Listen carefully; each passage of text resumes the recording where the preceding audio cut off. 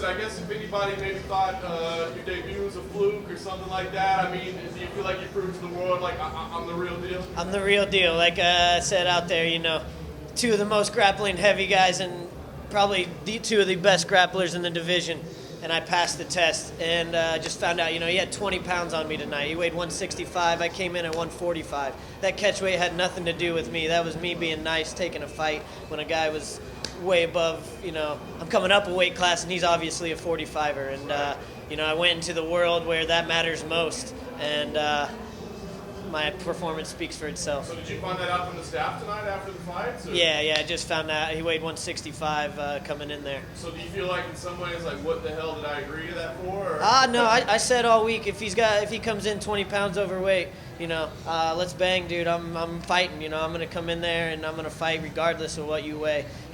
I train with guys that are big. I was prepared for him to be big, maybe not as big. Especially planned on him making weight, but even if he didn't, if he was 150 pounds at weigh-ins, I'm here to fight. That's what I do. I fight people and I love to put on a show. Like I said in the interview, give me somebody that wants to stand up and bang with me. Let me bang. How did you feel about your performance overall? I mean, obviously it was a tough guy. He was a tough guy, I was the judo toss at the beginning. That's where I started. It's been a while since I tossed somebody, so that was for the heart right there. But I like to put on super exciting performances, and I felt like that was a great grappling performance. I got locked down a couple different places that I just couldn't get out of. In the third round, I may have been able to explode a little bit to get out more, but that's what he was looking for. He was looking for me to make a mistake, grab my neck, grab my arm, and, I felt like I won the first 2 rounds. So, I was playing it extra safe there on the bottom on getting up. I didn't want to make some dumb mistake and get caught in a submission. For those who don't know, take us through the process of how they ended up changing this to a catchweight. Like, when did you find out? I got a call about 1 a.m. the night before weigh-in saying that he was 143 pounds and dead to the world, that they were cutting him off at 140 pounds if he said he would make that, and that was basically the agreement. You make 140. I was already 137, right about ready to go to sleep and wake up and make weight like a professional. But I was like, dude, whatever. Let's show up, take the fight. Let's fight. That's what I came here to do. What's 5 pounds? What's 10 pounds? I guess what's 20 pounds? I'm here to fight. I'm here to put on a show, and it doesn't matter, what the circumstances are. I'm gonna come out and I'm gonna try to kick your ass. How close do you think you were to getting that submission in that second round? Man, it was tight. I was holding on for dear life for that. I didn't have the best position, but my arm was underneath, and I was squeezing, and he started reacting like it was tight, and I know it was tight. Any extra fun about giving a guy his first defeat? Oh yeah, I consider myself 14-0, now 15-0. I had the 2 wins on my record. You guys probably watched on the Contender Series. Dana met me at the cage and was like, "I'm sorry, dude, you won that fight." So my 1 loss on my record, I don't really consider it a loss. But it is what it is. So any chance I can steal somebody's 0, I'm going to, since I kind of got mine taken from me.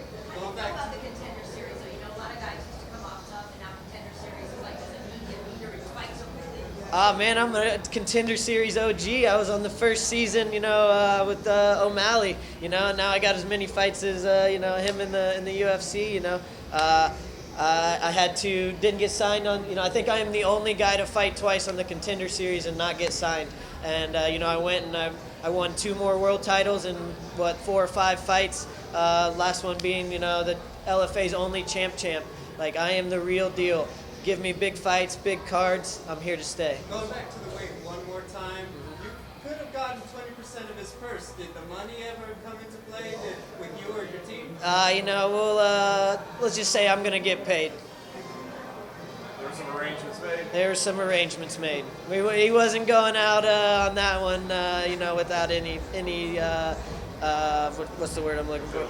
Any penalty, any consequences, right? Let me ask you a question, because you touched on, you said you just let me bang, bro, right? But you just said it right there. I mean, with the wins that you have right now, right? I mean, there's a shot that you can face some guys pretty high up in the division. So, you want a stylistic fun matchup, or would you rather have somebody with a little number next to their name? Either one. I'm here to I'm here for the long haul, and I'm here to be the best in one of the hottest weight classes in the UFC right now. Bantamweight is one of the up and coming hot divisions, And, I took out 2 prospects. Like I said, I felt like I should have been signed to the UFC 2 years ago. But now here we are, new weight class. I came in off a highlight reel knockout and a 5-day notice against Ray Borg. And, he's no joke at 35 either. He beat another undefeated Eric Silva's brother, another top prospect, a black belt. So, I faced 2 of the toughest grapplers in the division. Why not give me one of the best strikers out there and see how he hangs? Because, some of the best strikers in the world have tried it with me too, and they end up, unconscious on the ground. Do you think that long journey to the UFC was beneficial? Oh yeah, I mean, everything happens for a reason. I was a little upset that night on the Contender Series, but I licked my wounds. I got better.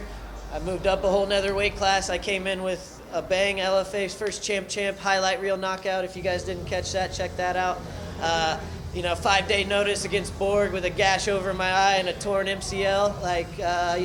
I came in with a bang, and I just made another statement tonight on one of the biggest cards of the year against undefeated prospect. I'm doing what I'm supposed to do. I feel like, I talk to you guys well, too. I got a great personality. Build me up, Dana. I'm here to take over your bantamweight division. Any thought of ever going 25 if that opportunity, the UFC came to you and said, hey, we want to build this division a little bit more? Because like you said, you were a champ in LFA at flyweight as well. Right, yeah, multiple-time champ at flyweight, Tachi Palace, LFA.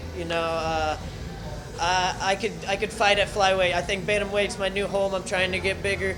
Trying to let my body grow into that bantamweight division. I didn't pack up. I was sitting about 53, 54 all camp, which was the heaviest I've ever been. Trying to pack on food, pack on weight, and then I kind of didn't feel the best after this weigh-in. Not a bad weight cut or anything. Just I didn't have my appetite. I was trying to force myself to eat, so I was only 145 pounds tonight. Probably 40 after that fight. You know what I mean? I'm trying to get bigger, but if the right opportunity, the right dollar sign presents itself for flyweight, so be it. But right now, bantamweight is hot, and I want to be one of the best in one of the best divisions in the UFC, not a division that's just hanging on by a thread. You mentioned LFA a few times now. For those that we're seeing a big influx of LFA fighters Right. in the UFC, for those unfamiliar with the process, how legit are the top LFA fighters? LFA speaks for itself.